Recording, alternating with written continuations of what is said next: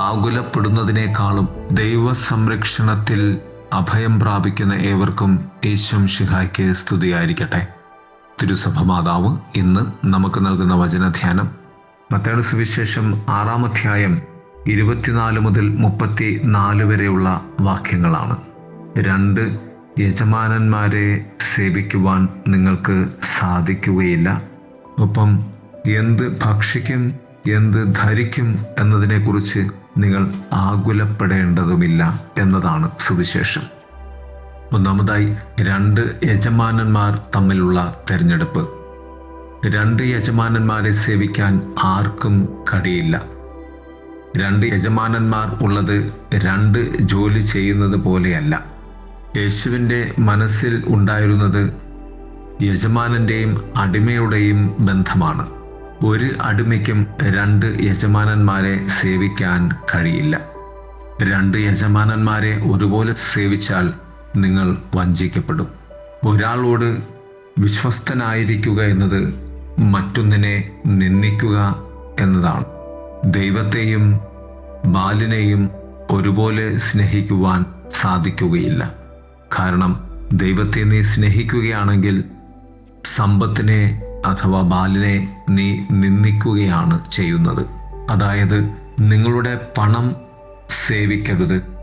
നിങ്ങളുടെ പണം കർത്താവിനെ സേവിക്കട്ടെ, അത് നിങ്ങളെ സേവിക്കും. യേശുനാഥൻ ഇവിടെ സേവിക്കുക എന്നാൽ ഹൃദയം നൽകുക എന്നാണ് അർത്ഥമാക്കുന്നത്. 2 ഭൗതിക വസ്തുക്കളുടെ സ്ഥാനവും ഭൗതിക കാര്യങ്ങളെക്കുറിച്ചുള്ള ഉത്കണ്ഠയും. എന്തു ഭക്ഷിക്കും, എന്തു പാനം ചെയ്യും എന്ന് ജീവനെക്കുറിച്ചോ എന്ത് ധരിക്കും എന്ന് ശരീരത്തെക്കുറിച്ചോ നിങ്ങൾ ഉത്കണ്ഠാകുലരാകേണ്ട. നമ്മുടെ ജീവനും ശരീരവും ആകുലതയും ദൈവത്തിന് സമർപ്പിച്ച് നാം സ്വതന്ത്രരാകേണ്ടതുണ്ട്. ആകാശത്തിലെ പക്ഷിയെപ്പോലെ എന്ന് കർത്താവ് പറയും. ഒരു പുരാതന ഗ്രീക്ക് ചിന്ത ഇപ്രകാരമാണ്: ഉയരം കൂട്ടുന്നതിന് പകരം ജീവൻ കൂട്ടിച്ചേർക്കുക എന്ന്. വയലിലെ ലില്ലിപ്പൂവിനെ അലങ്കരിക്കുന്ന ദൈവത്തിൻ്റെ പരിപാലന. അതിനാൽ നിങ്ങളുടെ ആവശ്യങ്ങൾ അറിയുന്ന ഒരു സ്വർഗീയ പിതാവ് നിങ്ങൾക്ക് ഉണ്ട് എന്ന ബോധ്യമാണ് പരമപ്രധാനമായും ഉണ്ടാകേണ്ടത്. ആകയാൽ ഭക്ഷണവും വസ്ത്രവും നിന്റെ ആകുലതയുടെ കേന്ദ്രബിന്ദു ആകരുത്. പക്ഷികൾ വിഷമിക്കുന്നില്ല, പക്ഷേ അവ പ്രവർത്തിക്കുന്നു. ദൈവം തങ്ങളിൽ നിറയുമെന്ന് പ്രതീക്ഷിച്ച പക്ഷികൾ വായ തുറന്ന് ഇരിക്കുന്നുമില്ല. കർത്താവ് പറയും, നിങ്ങൾ അവരെക്കാൾ കൂടുതൽ മൂല്യം ഉള്ളവരല്ലേ. അതിനാൽ ഭൗതിക വസ്തുക്കളെക്കുറിച്ചുള്ള നിങ്ങളുടെ ആകുലത നിങ്ങളുടെ മൂല്യം കുറയ്ക്കുന്നതാണ്. ഉത്കണ്ഠ നമ്മെ സ്വയം പരാജയപ്പെടുത്തുന്നതും ഉപയോഗശൂന്യവുമായി നമ്മെ തീർക്കുന്നതുമാണ്. ഭൗമിക കാര്യങ്ങളെക്കുറിച്ച് വിജാതീയരാണ് അന്വേഷിക്കുന്നതെന്ന് കർത്താവ് പറയുകയാണ്.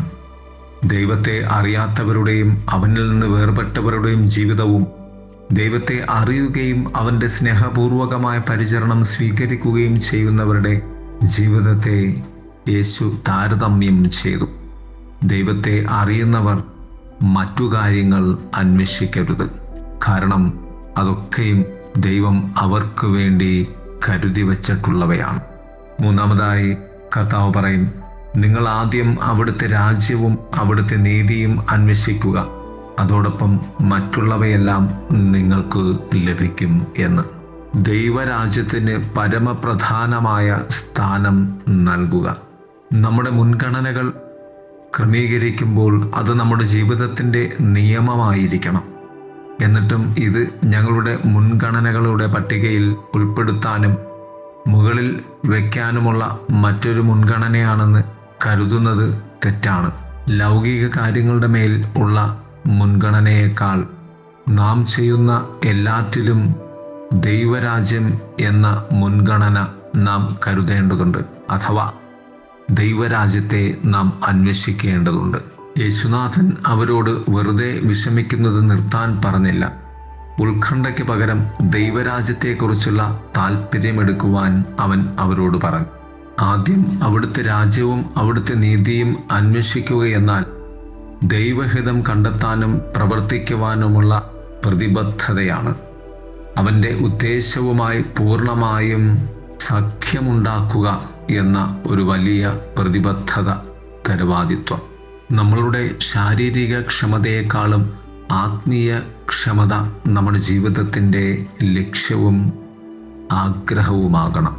അവിടെയാണ് ക്രിസ്തു ഒരു സ്വർഗീയ നിധി നമുക്ക് വാഗ്ദാനം ചെയ്യുന്നത്. ദൈവീക കരുതലിൽ വിശ്രമിക്കുക.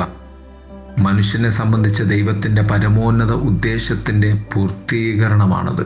അവനുമായുള്ള കൂട്ടായ്മ, അവൻ്റെ രാജ്യത്തിൻ്റെ ഭാഗമാകുക എന്ന ആത്യന്തികമായ ആഗ്രഹം. അതിനാൽ കർത്താവ് പറയും, നാളെക്കുറിച്ച് നിങ്ങൾ വിഷമിക്കേണ്ട. ഓരോ ദിനത്തിനും അതതിൻ്റെ സഹനങ്ങൾ മാത്രം മതി. നമ്മുടെ ആശങ്കകളിൽ ഭൂരിഭാഗവും നമുക്ക് നിയന്ത്രണമില്ലാത്ത കാര്യങ്ങളെക്കുറിച്ചാണ്. അതിനാൽ വിഡ്ഢിത്തവും ഓഷത്വവുമാണ്. നമുക്ക് നിയന്ത്രണമുള്ളത് ഇന്ന്, ഇപ്പോൾ, ഈ സമയം മാത്രമാണ്. കഴിഞ്ഞതും വരുവാനിരിക്കുന്നതും നിയന്ത്രിക്കുന്നത് ദൈവമാണ് എന്ന ബോധ്യം പലപ്പോഴും നമുക്കില്ല എന്നതാണ് പരമപ്രധാനമായ സത്യം. നാം ഭൂതകാലത്തെ ഓർക്കാനും ഭാവിയെ ആസൂത്രണം ചെയ്യാനും എന്നാൽ വർത്തമാനത്തിൽ ജീവിക്കാനും ദൈവം ആഗ്രഹിക്കുന്നു. പ്രിയരെ, നമുക്ക് വചനം പറയുന്നത് പോലെ ഇതാണ് രക്ഷാകരമായ സമയം, സ്വീകാര്യമായ നിമിഷം. ദൈവത്തിൽ നമുക്ക് സമ്പൂർണമായും വിശ്വാസമർപ്പിച്ച് ആശ്രയിച്ചുകൊണ്ട് ഈ നിമിഷം, ഓരോ നിമിഷവും നമുക്ക് ജീവിക്കാം. ദൈവം നമ്മെ സമർത്ഥമായി അനുഗ്രഹിക്കട്ടെ. ആമേൻ.